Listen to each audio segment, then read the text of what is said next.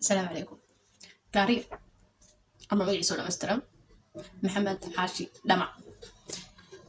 waxaa qof kasta horta wuxuu leeyahay abwaan uu jecel yahay oo suugaantiisa ku socoto yani suugaantiisa si fiican u gasho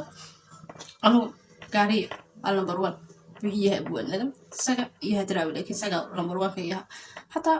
suugaantiisa quraata madana iyo soo kale buu yahay rol model buu yahay qudwo buu yahay qudayda isaga sheekh mustafa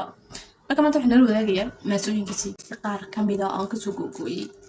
in kamid amba inaha ugu jecelahay maasooyinkiisa in la wadaagayo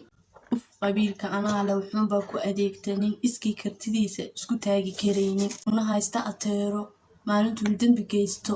laga hoos galo eeda sidaan aaminsanayna abku doonta ha sheegtee wuxuunba ehel ii ah dad ninkaan af aqaano si wax iila arkaya namidaysa ujeedo haddaan guga kuu kordhaya gow mooyee ku tarin garaad iyo waaya arag ilaa wax madaandid geed walee qaab ujeeda leh qiimahayga kuma rido magac waa qasaanade walee qado ma dhaafsado iska dhaaf qabiilow qarankiina oo idil qol yar baan u haystaa nin dilaala mooyee degmadan ku noolahay nin daryeel yiraahdaa dulli buu ka qoran yahay